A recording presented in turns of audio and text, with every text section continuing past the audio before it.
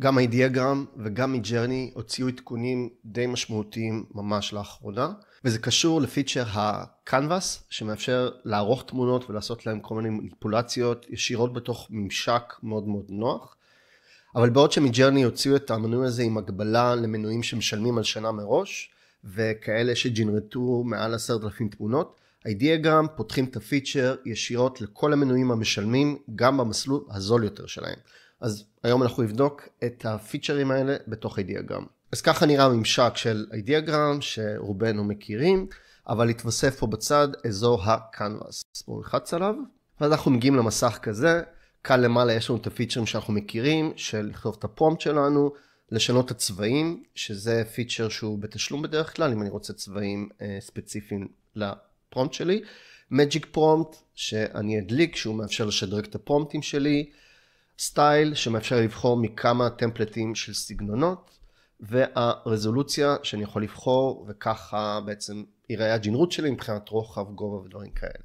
פה למטה יש לי זום אין, זום אאוט, אחורה קדימה מבחינת הפעולות שלי, undo, redo, וכאן יש כל מיני פיצ'רים שאנחנו כבר נגיע אליהם, אבל נתחיל בג'נרות. אז אני רוצה לג'נרט משחק רטרו שנקרא דינוזאור הנטר, ואני רוצה שתהיה לי את הקלטת הזאת, הרטרו של פעם, רטרו קארטריץ', ונעשה ג'נרייט. והנה נוצר לנו המשחק האגדי דינוזאור הנטר. אז עכשיו אני יכול לבחור כל אחת מהתמונות האלה ולהמשיך לעשות עליה כל מיני פעולות. אבל דבר ראשון שאני רוצה לעשות זה להזיז את התמונה הזאת למטה.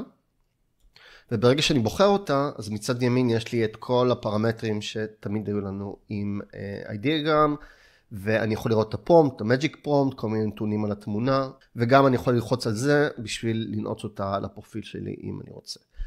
אז מה אני יכול לעשות עם התמונה הזאת? קודם כל אני יכול לעבור כאן ולראות את כל הג'נרוטים שיצאו לי, אני יכול לכבות ולהדליק את החלון הזה, ואני יכול גם לשים את התמונות אחד מעל השנייה ולשלוט באיפה הם נמצאים. אני יכול לעשות send to back, send to front, ואני יכול לעשות duplicate שישכפל לי את התמונה, אבל אני לא צריך את זה כרגע.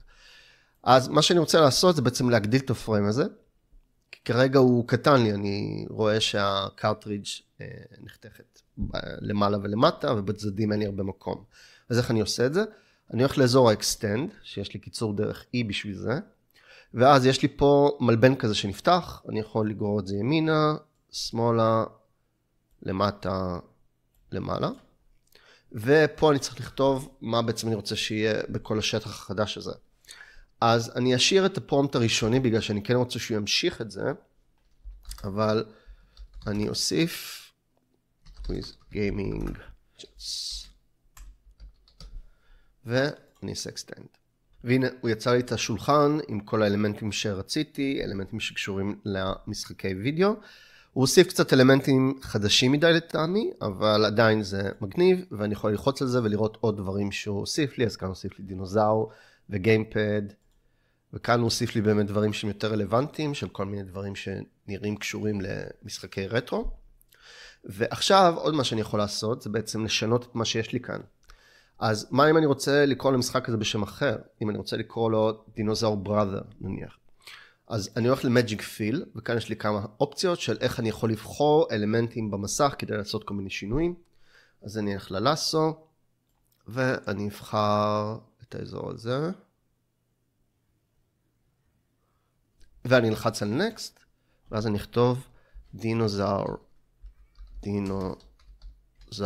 בראדר game name ומג'יק פיל.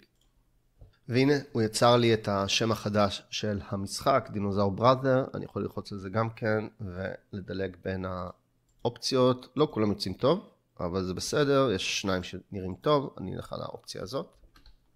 ועכשיו אני יכול נניח לשנות את הדמות שיש לי כאן, נגיד מג'יק פיל, ואז לאסו מאסק, ואז נבחר את הדמות פה, נשים לב לא לגעת בדינוזאור שלי, ונכתוב דינוזאור הנטר and cyberpunk gear, ונבחר בסטייל משהו בסגנון אנימה ומג'יק פיל. אחרי עוד כמה ניסיונות, זה הדבר הכי קרוב שהצלחתי לקבל לדמות. כנראה כי שוב, שטח הפעולה פה קטן, אם כל הפריים הזה היה גדול יותר והיה לו יותר מקום ליצור, אז יש סיכוי יותר טוב שהוא היה מצליח. אבל לא נורא, אנחנו עדיין בשלבי הבטא, וגם אם לא, זה תמיד משהו שמודלים ג'נרטיביים נאבקים איתם. הדבר האחרון שאני עוד יכול לעשות זה הרמיקס. אם אני לוחץ על זה, אז הוא מחפש על איפה להתמקד בתוך הקנבס, ועל בסיס מה הוא הולך לג'נרט את הדבר הבא. אז אני יכול לבחור בעצם אימג' אחר אם אני רוצה, להחליט על כמה משמעות יקבל האימג' הזה, ואז לתת לו לג'נרט על פיו. אז בואו נעשה את זה, נעשה רמיקס. אז זה מה שקיבלתי, אין המון קשר בין שני האימג'ים, אבל זה גם בגלל שכשבחרתי רמיקס, אז לא החלטתי על משקל יותר גבוה לתמונה המקורית כדי לקבל משהו חדש. ומה אם אני רוצה ליצור עוד פרויקטים? אז כדי לעשות את זה, אני הולך כאן להמבורגר מניו הזה, ואז אני יכול ללחוץ על פלוס, ובעצם ליצור לי סביבה חדשה לג'נרות. אז לדעתי, הפיצ'רים האלה נורא מגניבים, ומאפשרים לנו לעבוד בדרכים שונות לגמרי, מאיך שהכרנו עם אידיאגרם. אני ממש אוהב את האיכות ואת הפוליש של מה שהם יצרו כאן, זה הכל מאוד מאוד פשוט, מאוד נגיש, ואני ממש מחכה לראות איזה עוד פיצ'רים הם הולכים להוסיף לזה בעתיד. אז נתראה בסרטון הבא.